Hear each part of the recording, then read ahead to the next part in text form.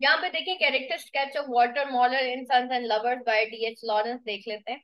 All दो less important है लेकिन ये भी आया हुआ है आपके। Walter model is the most is one of the complex character of the novel, but it is Walter autobiographical counterpart who makes him a special character in the novel. Which autobiographical counterpart you may ask? Of course, it is G.S. Lawrence's own father, Arthur Lawrence, to whom character is based and shares quite similar traits. ठीक है, ये भी एक autobiographical counterpart था. Walter Model is a coal miner with some decent looks but loud manner. That sow a seed of hatred in his wife's heart, but he is not entirely an evil character or a noble-hearted one, but his character is a complex blend of both primary qualities. अब देखिए, बहुत बुरा भी नहीं था, बहुत अच्छा भी नहीं था, लेकिन ब्लेंड था दोनों क्वालिटीज का। Lawrence detested his father, but when his father breathes his last, Lawrence realises realise that he was mistaken. ठीक है, जब उसके फादर की डेथ हुई तो उसको एहसास हुआ कि शायद उसने अपने फादर को गलत जो है वो एस्टिमेट कर लिया। He later confess that if he ever wrote his novel again, he would have been kind in portraying Walter's character की। अगर अब उसने कभी नॉवल लिखा तो वो वॉल्टर के कैरेक्टर पर लिखेगा। हिज फिजिकल चार्म देख लेते हैं। Walter model was 27 years old and Gertrude only 23 when they first saw each other in a party. Gertrude fell in love with Walter on the first sight due to his appropriate and tempting posture.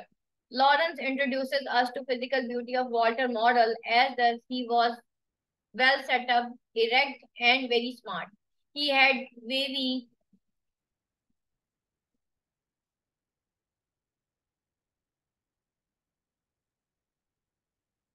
spelling mistake कर दी। He had wavy black hair that shone again and vigorous black beard that had never been shaved. His cheeks were ruddy and his red, moist mouth was noticeable because he laughed so often and so heartily. अच्छा जी, उसके बाद क्या है, unsuccessful marriage life देख लेते हैं। Gertrude and Walter get married but the spell of physical beauty is broken immediately in the romantic heart of their love. They do not realise the difference of their personalities. Gertrude is an intellectual lady who likes to question religion, politics, and other social matter philosophically to an educated person, but these concepts hardly get into mind of coal miner. अब वो जिस तरह की वो खुद intellectual थी, उसकी philosophical thoughts थी, अब ये इस तरह की चीजें कोल माइनर्स को समझ नहीं आती। Walter sometimes listens to her talks eagerly without understanding the subject matter of her talk. Walter जो है बाज औकात उसको इस तरीके से ईगरली टॉक करता था उसके साथ, लेकिन उसको बात समझ कुछ आ नहीं रही होती थी, लेकिन वो इंटरेस्ट शो करना शुरू कर देता था। Their marriage grows really unhappy when Gertrude learns that her husband has not paid the bills of the furniture and the house in which he lives does not belong to him.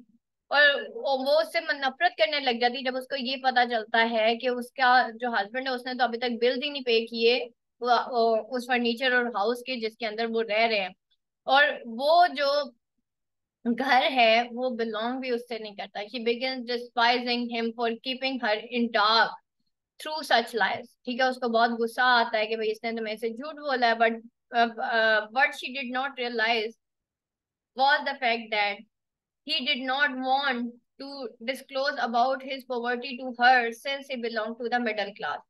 As days went by, Gertrude grew more indifferent to Walter and it affected their child very badly. Strainer देख लेते हैं। When children are begotten, the significance of water models seem to shrink a great deal.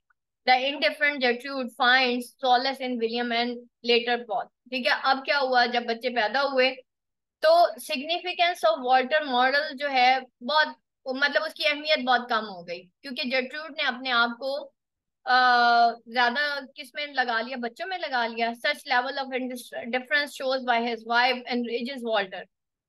और अब इस तरह से जो वो उसकी वाइफ जो है उसको मतलब बिल्कुल इनडिफरेंस शो करना शुरू हो गई, तो अब इस चीज पे जो उसका हस्बैंड है उसको बहुत ज्यादा गुस्सा आया।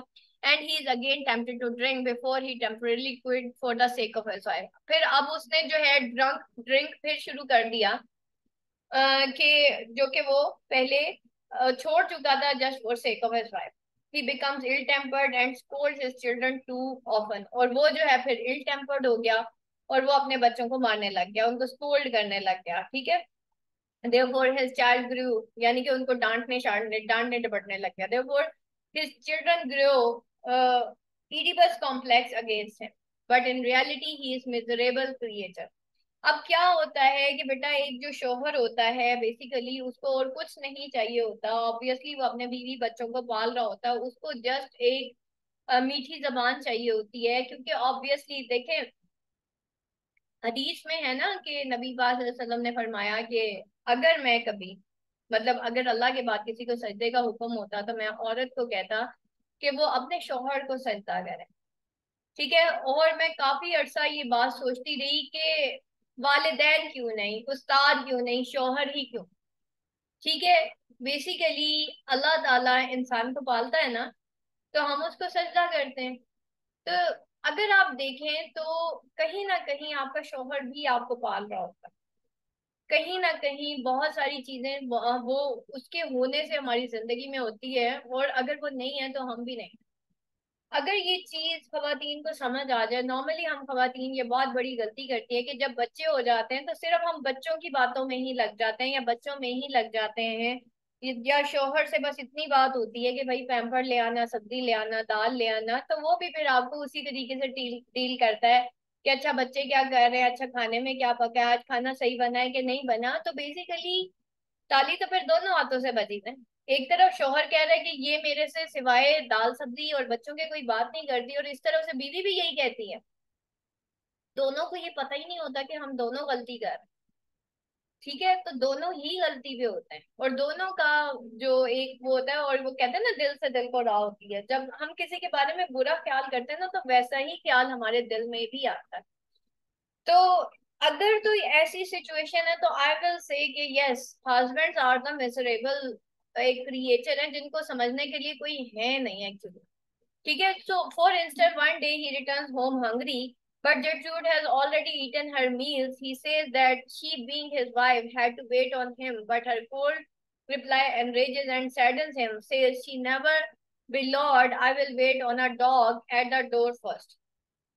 ठीक है, और वो जानबूझ के उसके साथ इस तरह करती है, ठीक है। और उसका तमाम खाना, तो वो उसको कहते कि भाई उसको वेट करना चाहिए था ना उसका, तो वो कहती है इससे बेहतर था कि मैं किसी कुत्ते को खाना दे देती अपने दरवाजे पे। After hearing such revolting remarks, he flings a drawer at her, wounded her brow, but he quickly puts a bandage on the wound. Later, it is depicted that he lies miserably on the bed for the whole day. उसको सारी रात नींद नहीं आई, ठीक है। Walter Morel lay in bed next day until nearly dinner he lay and suffered like a sulking dog, ठीक है। इस हद तक उसको बुरा लगा कि मैंने अपनी बीवी पे हाथ उठाया। But that was not enough. Gertrude sowed seeds of hatred in the heads of her children. For instance, once Paul won a prize, and he showed it only to his mother, not to his father. Some noble traits देख लेते हैं। Despite Lawrence Stern caricaturing of Walter character, he portrays Walter with such positive qualities. First noble, ठीक है। Despite Lawrence Stern caricaturing, caricature करते हैं कि किसी भी कैरेक्टर, ये जो कार्टूनिंग करना, ठीक है, इसको कैरिकेचरिंग करता है, किसी को पोर्ट्रे करना, ठीक है। तो उसने वॉल्टर को किस तरह कुछ पॉजिटिव क्वालिटीज के तौर पे भी उसने पोर्ट्रे किया। फर्स्ट नॉवल खाली उसने कैरिकेचर नहीं किया, यानी कि स्टर्न कैरिकेचर नहीं किया, नेगेटिव पोर्ट्रे नहीं किया, बल्कि उसने पॉजिटिवली भी उसको देखा है। First noble qualities of Mr Morel is he feels for both his wife and his children. For example, when Gertrude is on her deathbed, he feels very anxious about her. Uh, uh, very about her, but his weeping before Gertrude's relatives is his pretension. But his love for his deceased son and Paul is genuine. He does not come on the way to where William grave is situated on the office in which he worked. He remains worried about Paul when he gets pneumonia. He inquires after his health, but he does not only get a cold indifference in return. अब वो हमेशा Paul के बारे में worried रहता था। When he gets नमूनिया, जब उसको नमूनिया हुआ, और उसने इंक्वायर भी किया उसकी हेल्थ के बारे में, but he does not only get cold indifference in return. लेकिन उसको सिर्फ क्या मिला, एक और इंडिफरेंस मिला कि भाई तुम्हें जरूरत नहीं है मेरे बच्चों को। खवातीन कह देती ना तुम्हें कोई जरूरत नहीं है मेरे बच्चों के बारे में सोचने की, ऐसे करती हूँ। ठीक है, तो that is the same behaviour जो कि हम बेसिकली कर रहे होते हैं। आप सोचे ना, वैसे आप एक दफा सोचेंगे हम लोग जो अपनी मेड को पैसे देते हैं काम करने के, ठीक है, और हम कितना एहसान जता के उसको कहते हैं तुम्हें पता है ना मैं तुम्हें इतने पैसे देती हूँ, मैं तुम्हें हराम के पैसे दे रही हूँ। अब खवातीन बहुत आगे चली जाती हैं। तो आप खुद सोचें कि अगर हम अपनी मेड को मंथली पे करके इतना एक्सपेक्ट कर रहे हैं, जिनको ना हम खाने को दे रहे हैं, ना हम उनको कपड़ा दे रहे हैं, ना हम उनको जूता दे रहे हैं, उस तरह से तो नहीं देते ना। ठीक है, लेकिन हस्बैंड आपको घर में रखता है, आप बच्चे होते हैं उनको पालता है, सारा कुछ करता है, और हम किस तरीके के अल्फाज उनके सामने इस्तेमाल करते हैं। Another noble quality is present in Walter character as his love for self-worth. He does not like to rely on others other than his own hand. In fact, the happiest moment of his life occur when he works through his own hand. Since he is a coal miner, so working through his own hands makes sense. ठीक है, बेशक वो कोल minor था, उसकी कम थी wages, उसकी कम थी, लेकिन क्या था कि वो काम तो खुद ही कर रहा था ना, उसने अपनी बीवी पे तो नहीं छोड़ा था। ठीक है, तो एक शौहर जो कि बेशक गरीब है, लेकिन अगर वो अपनी बीवी के लिए कमा रहा है और उसको अपने घर में रखा हुआ है और वो उसके तमाम अखराजात बर्दाश्त कर रहा है, बेशक वो गरीब है, तो यहाँ पे आके तो खवातीन को थोड़ा सा देखना चाहिए। But last but not the least, he is a simple person living his life instinctively. His actions are not pre-planned or well thought, but rather simple and direct in his approach. In simple terms, he is unaltered person. ठीक है, और conclusion में क्या है? Conclusively, D.H. Lawrence has successfully created a character who exhibits one of the complex side of human psyche through the simple and basic instinctions of Walter Moral,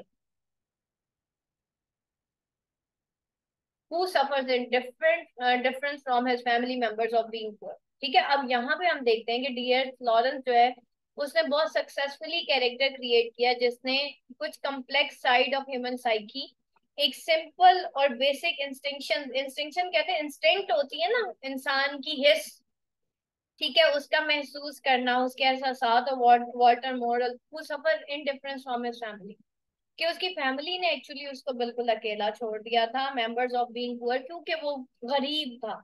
तो that's why उसको घर के अंदर इस तरीके से मिसट्रीट किया गया। समझ के बात को? तो दैट इज द थिंग कि मैंने कहा ना ताली बेटा दोनों हाथों से बजती है। हम बाज औकात बहुत ज्यादा इंडिफरेंस शो करते हैं, नॉट ओनली खुद करते हैं बल्कि अपने बच्चों को भी अपने शोहरों से दूर कर देते हैं। ठीक है, किस बहुत हद तक। ठीक है, तो मैं माओ को यही कहूंगी, देखें हमने अपने आप को सही करना ना, किसी और को सही करना बहुत मुश्किल काम है। इससे बेहतर है मैंने अपनी कब्र में जाना है। मैं हमेशा एक ही बात करती हूँ जो मैं अपने आप से पहले करती हूँ, कि मैं इंसानों से लड़ सकती हूँ, मैं अल्लाह से नहीं लड़ सकती। ठीक है, मेरे रब ने जो मेरे ऊपर फराइज फर्ज कर दिया है ना, मैं उसको छोड़ नहीं सकती क्योंकि मुझे अपनी कब्र में जाना। ठीक है, जब इंसान को ये पता होगा ना कि मुझे अपनी कब्र में जाना है, तो उसने ये देखना होता है कि मैं क्या कर रहा हूँ। ठीक है, मैंने जवाब देना है अल्लाह को। अल्लाह ताला ने मुझसे ये नहीं पूछना कि तुम्हारा शौहर बुरा था तो तुमने इसके जवाब में यूं किया। अल्लाह ताला ने मुझसे ये पूछना है कि तुम्हारा ये फर्ज था तो क्या तुमने अदा किया।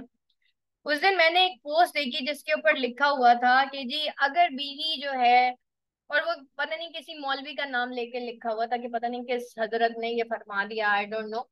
तो बहरहाल अब देखिए ना, इस्लाम को भी हम मिस इंटरप्रेट करते हैं ना। अब लिखा कुछ यूं हुआ था कि अगर आपकी जो बीवी है वो नाफरमान है तो शौहर पे ये फर्ज है कि वो उसके हकूक अदा ना करे। हालांकि ऐसा कुछ भी नहीं है। ठीक है, जो फराइज हैं वो फराइज हैं, वो किसी के अच्छे बुरे होने से, हकूक है तो हकूक हैं, हक है तो है भाई, बात खत्म हो गई।